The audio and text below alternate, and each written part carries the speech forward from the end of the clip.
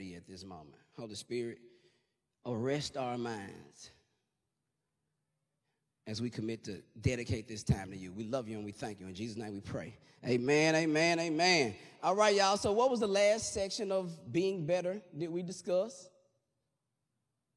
We did it for like 5 weeks. Okay, there were 4 sections, right? We've done 3. Help me help you. You know what I'm saying? So the last section was sickness to health, right? And so we learned that we weren't going to limit that experience of health to physical healing. We learned that we're going to allow that to bleed into our relationships for healthy relationships. We're going to allow that to bleed into our work relationships. We want healthy financial situations, amen? So one thing that he really worked with us in that last section on where he left us was dealing with our thinking. Dealing with our thinking. And I don't think it's a coincidence that he dealt with us, the first section from death to life, to understand that once you've committed to Christ, your situation changed. Your circumstances probably didn't. But your situation changed. It ends different. Once you commit to life, right? So you move from death to life. And we learned that was just separation. And then we left and went from sin to holiness. And we learned that that's progressive. And so we're going to work with God while he works in us, while we grow in him. Amen? And then he went from sickness to health. Times that you find yourself slipping or falling, it's because you were seeking to meet a need that you didn't know was already met. So that's usually where you find yourself struggling and grappling with sin. But moving from sin, once you learn what the fight is, right? Once you learn what the fight is, now you know how to fight, not how to miss fights, right? Floyd Mayweather is the best to ever do it, not because he never got in the fight, it's because he rarely got hit in a fight. So you're going to find yourself in challenges. You're going to find yourself met with resistance.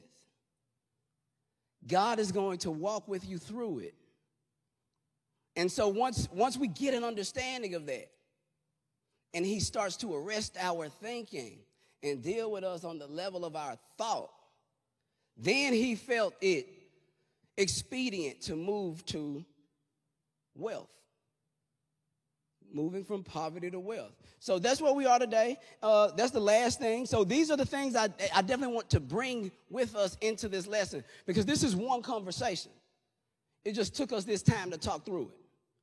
So we're still looking on how Jesus can become a transformer. How can Jesus transform your lives? How can he transform my life? And it's these areas that we walk through that I have to yield and give to him and let him live through me in these areas, right? Because God can't do for me those things he can only do through me, right? So a lot of this learning that we have to do will involve us unlearning some beliefs that may have been given to us, right? A lot of our challenges is in our inherited beliefs. But let's deal with where we're going moving forward, amen? So moving forward, one thing I have to understand, regardless of my situation, because if I'm going to go from poverty to wealth, that means I'm probably in a space that I really would rather be in another one. How many of us know we would rather be further along than where we are? I know it's not just me, right? So for us to have that desire, and we understand that the desire is healthy because that motivates change. It's those people that are reluctant to change that get frustrated because you still want more, but you don't want to close the gap that separates you from more. Amen? So even if I'm in a situation that I don't feel is favorable now, I have to trust in God, period. We can stop right there. I need to bring this with me. Trust in God. Trust in God, which means I will give him an opportunity to speak on the matter. I'm not just going to move. I'm going to trust in God. I know he'll keep me in health. I know he'll keep me refreshed. And to keep myself postured in a way where I'm constantly trusting him, I'm going to rely on his promises. I'm going to rely on a promise. This is huge for where we're going. And in everything, I will acknowledge him for direction. For direction. For direction. For direction. That carries the implication that I am headed to a destination. And oftentimes what you need on the path to your destination, you need some signs so you know if you're going in the right direction. So we've also learned that some of our problems may not be problems. Some of these problems are signs because I'm going in the wrong direction. So we got to learn to trust God. The second point, I need to believe that whatever God has me in is for my good. That's tough. Whatever he had me in is for my good. It's tough.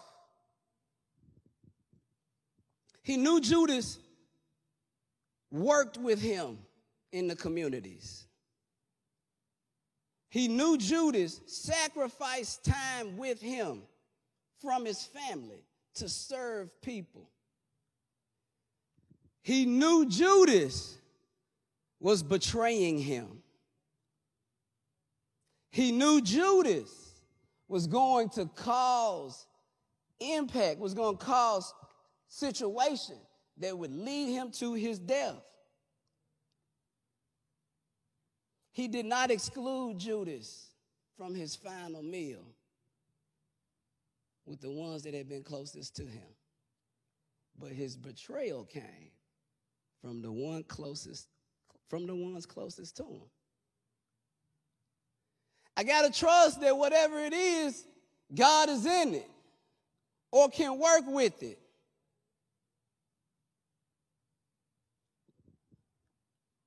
So where we want Judas to learn a lesson in integrity and character, God was showing us a lesson in mercy and forgiving.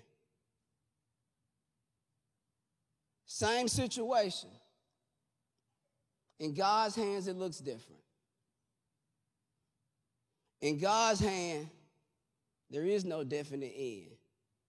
It didn't stop at death for Jesus.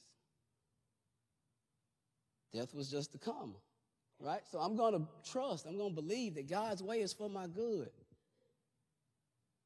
And my confession will help me align my actions. I'm not going to keep giving the devil's testimony about what these people did to me, because that keeps me thinking from the victim.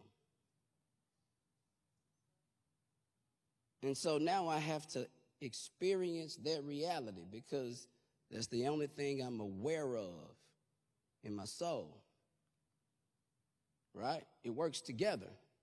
So, moving forward, let's move right here. 2 Peter chapter 1. Let's go to 2 Peter chapter 1, verse 3. This is, well, it's one of them. It's one of my favorite verses. We'll do that. We'll do that in question and answer on the last hour. I'll tell you my favorite verse. For his divine power, his, when you see it capitalized like that, who is it more than likely referencing? God. God, for his divine power. Underline divine. His divine power, underline power, has bestowed. What tense is that? Past tense. His divine power has bestowed on us. Now, this is the amplified version of the Bible. Has bestowed on us what? Absolutely everything. So if I am in lack, it's different to think that I don't have versus I don't have right now. One is coming from a lack mindset, and one is coming from an abundance. Absolutely everything. What does that leave out? Nothing. His divine power has bestowed on us everything. And we're praying for him to do something. Everything necessary for what? Because they could have just said spiritual. He said dynamic. All right, so repeat after me. Thank you for joining us, gentlemen. I had to mess with Dylan since he started driving. Now he started smelling himself. I know what that means now. I ain't know what it means. My pops used to tell me all the time, are you smelling yourself? Thank you for joining us, gentlemen. No, I'm just glad they at church, y'all. Ain't it? You know what I'm saying? It could have been why you didn't come to church. That ain't your argument, though. That's my argument. That's how it could have been. I ain't even come, though, Dad. All right. His divine power has bestowed on us absolutely everything necessary. So even if I don't have right now, what does that tell me? Maybe that's not necessary for me in this season for my assignment. No, for now, not forever. Everything necessary for a dynamic spiritual life. That's where I was at. Okay, so I am a spirit. I just found out that my I am has a life. My I am has a life. What's my I am's life experience if I say, I am tired of them doing this to me? What's my life experience if my I am is, I am broke?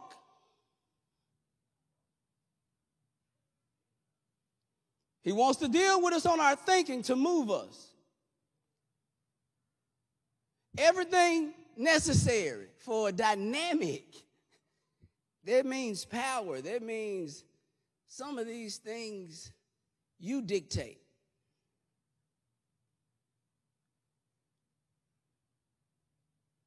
He gave me everything I need that's necessary for a dynamic life and godliness.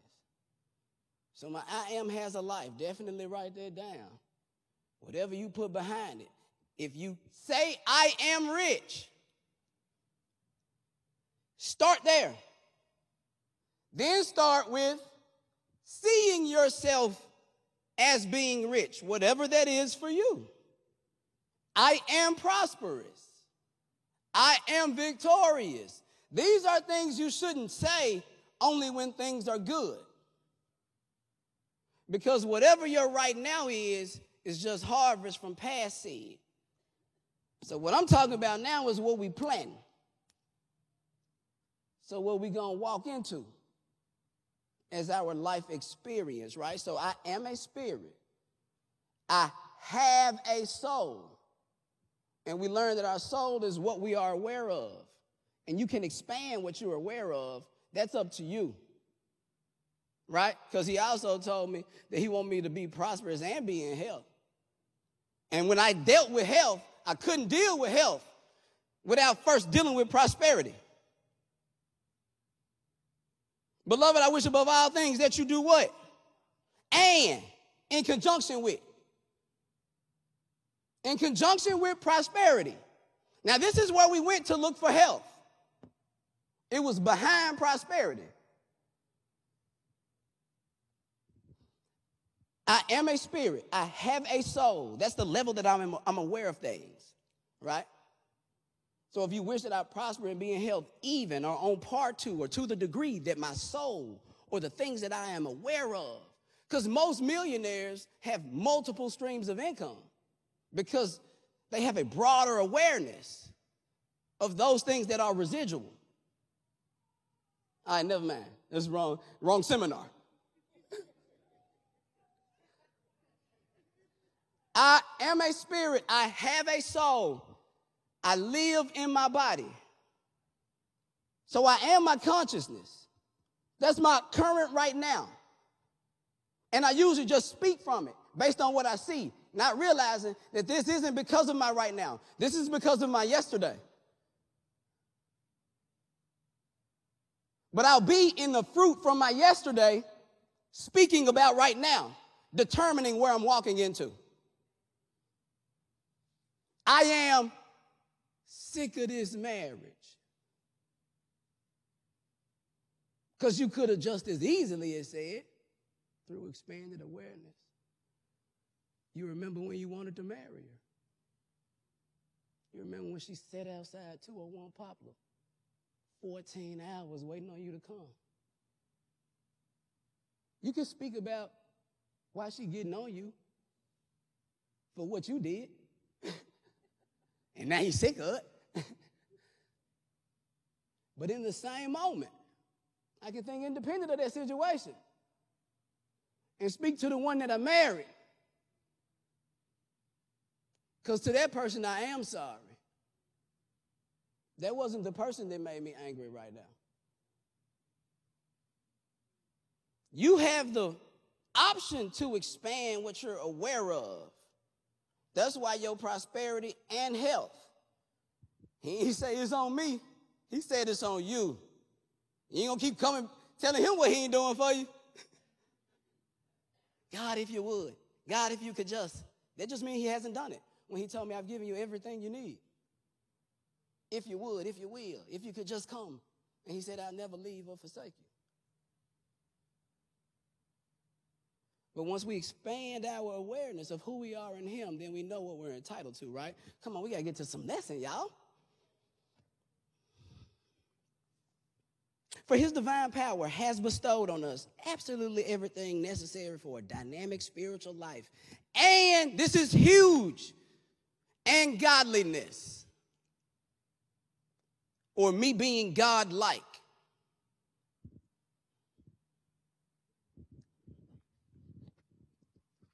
If this is God,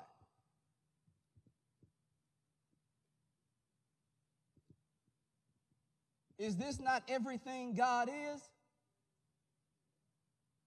It's not the totality of God, but this is everything God is. And he told me if I only had a mustard seed worth, all things will be possible. Let me take some of y'all back.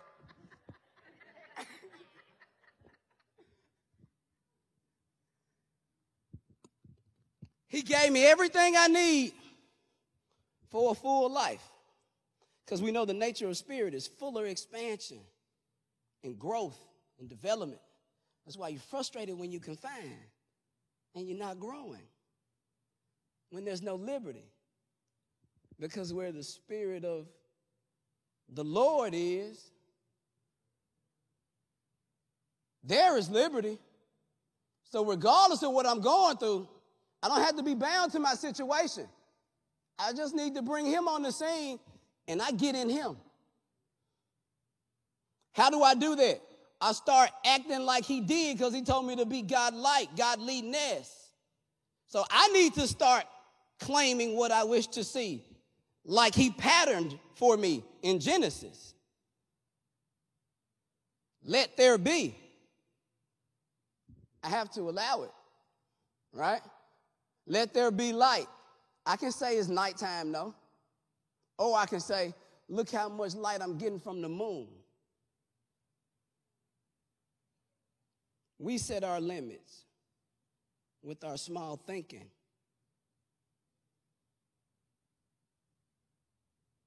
Whenever somebody thinks smaller than you, they take the pressure of your assignment when you share it with them too soon.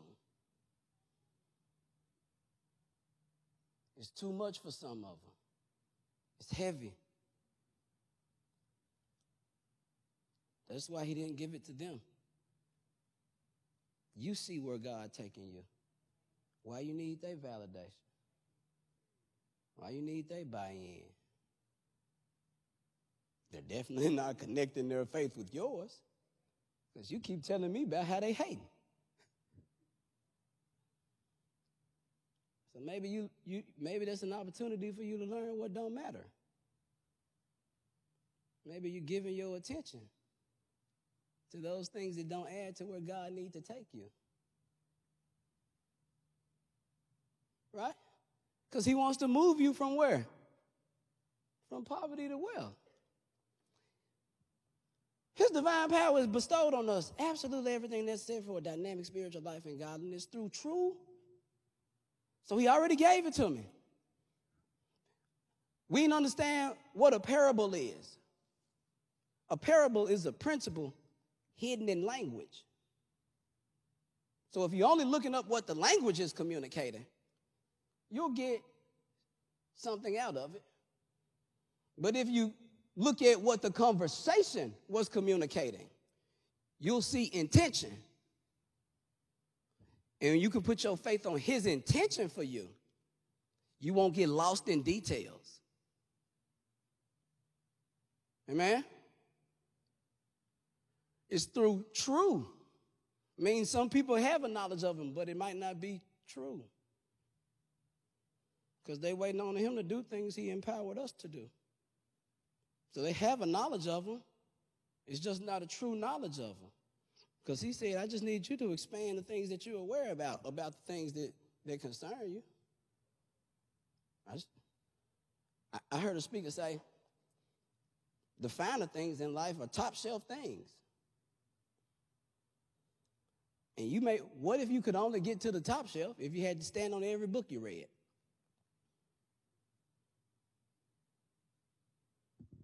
Doesn't mean it's not for you. It's for the person that qualifies. So if he show you a picture of it, and it don't look like that right now, it's not because it's not for you. It's because he's telling you he know you qualify. He knows you qualify. You just got to take a step in that direction. Right? Through true and personal. I don't want your faith to be based on my personal experience. Because then you need my testimony for your faith. When my testimony should only strengthen your faith. Right? My testimony should be man, I got next. That's what Dr. Mike teach me. Don't start hating on folk. That's what he was like, it blew my mind. He said it blew his mind when the way preachers treated him. Just say, I got next. That's what he did. If he can do for one, he'll do for all. It don't matter. I can bag a dump truck up to the ocean and take some out. The ocean ain't going to move. Or I can take a teaspoon. It's up to me. Right? So he gave you everything. It's true personal knowledge of him. There is no lack in him. When you think about the lack, you're trying to convince him of it. You're going to sell God on not enough because these are all the reasons that you can't. When he know that you qualify for more. Through a true and personal knowledge. It's good to know what God did for me 2 years ago when I got kicked out of the house and moved into a dream house. I moved into a house that I dreamt that I wanted. My beacon score didn't change. Well, yes, it did. I became better. I stopped feeling like my bill collectors were taking things from me. And I became appreciative that they lent it to me before I had to pay. Same situation. If I give it to God and I see the blessing in it and I sow toward the blessing, I get the harvest. I can give with a grudging heart, though. I'm the one that need my gratitude. Because when he put a little bit in me,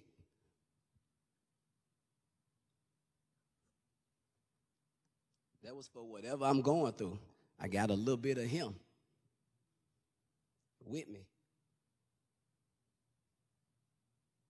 So I don't have to lean on just what I know. I can give him what I know. And that's how you end up in a conversation that you don't know how started, but it brought increase in your life. What if you could do that intentionally? You don't think he intended that? Do you think that was his intention? For you to be God-like in all your circumstances? And bring a little bit of him to work with? We focused on the lack. Let's look at, let's go back, let's keep going. Through a true and personal knowledge of him who called us by his own glory and excellence. Because we already know that we couldn't have got it done by ourselves. We can't do nothing but tell people about the little bit of him that's in us. Verse 4. For by these, by what? The things he's already given me necessary for life. By those things, he's bestowed on us a precious and magnificent what? Promises. And I already knew that I got to rely on his promises. Why? Because the promise is the expected end in the midst of my storm. The promise is my compass. If you're in a storm at night, it don't matter what you know. You better know how to read a compass. You might be used to looking at the stars, but it's a storm. You better read a compass. For by these, those things that he already given us, he bestowed on us his precious and magnificent promises of inexpressible value. You can't put a dollar amount on it. We got emotions and feelings attached to a dollar amount, and he can give us the feeling and the emotion. You keeping it from yourself because you waiting on it to be this amount. Because you think that's what you need for your dream. But without an adequate knowledge of him, it may be that storm that forced you to look for him. I did everything I was supposed to be doing. Coming up here slaving.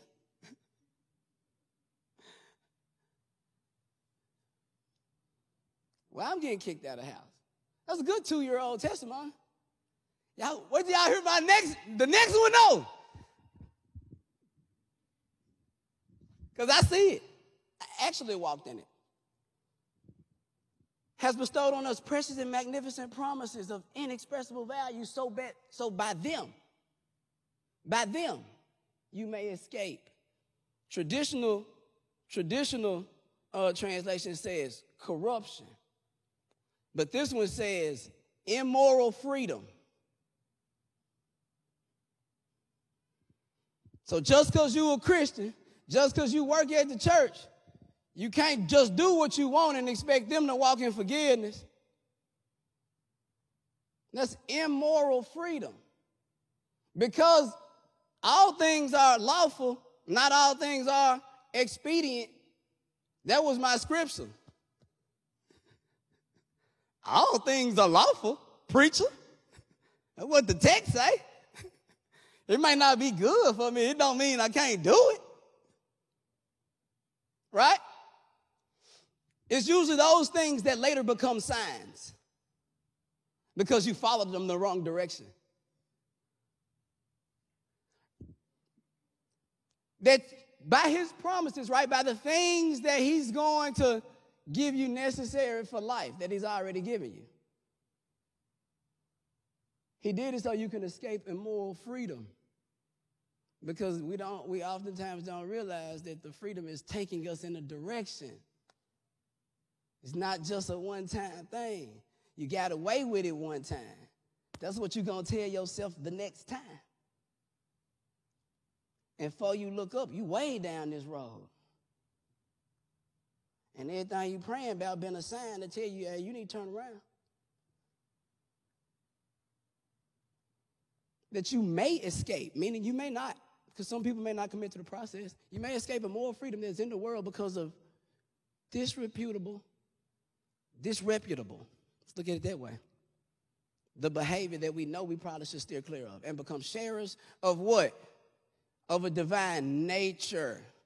So that's what Jesus said, everything you do, do in my name. Or you may not see evidence of the Father unless you go through me or by my name. Name meaning nature. If you ain't doing things like you know he doing them, you can't really rely on the results that's promised to that process. This process gave me A through G. I do not like F and D. I don't get the same reward. And become sharers of the divine nature. Put Deuteronomy down, because we'll pick up there next week. I thought we had 4 hours. It's less than that. Y'all pray my strength in the Lord.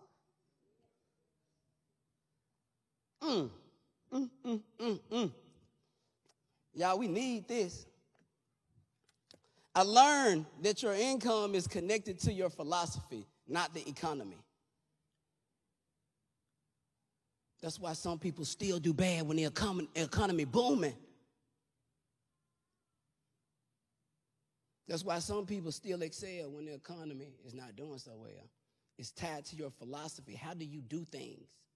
Do you just do things? You saw everybody in here that cussed. All of them started doing this. That's how the devil do us. He lead us halfway, and we go to rest. That's how adversity and opposition do you. You see glimpses of it. You call it on the scene, though, because it's going to respond to the God in you. I'm sick of this. You calling the things that's going to affirm this experience into the experience. It's got to respond to the God in you. But once you commit to becoming success, it doesn't matter what you do. That's why we say those people are successful. It's the same way with hateful people. They do a lot of actions that display the hate that they full of. When you become success, it doesn't matter if your job see the value. You do it 150% because you want to be better than 100%. That's how you do everything.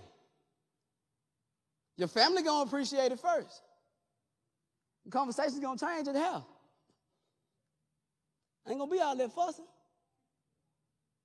Once everybody watching you max out, you setting a standard. Your income tied to your philosophy. If you've been working at that job more than 6 years, somebody make more than you. So it ain't that this just what the job pay. This is what this job pay you.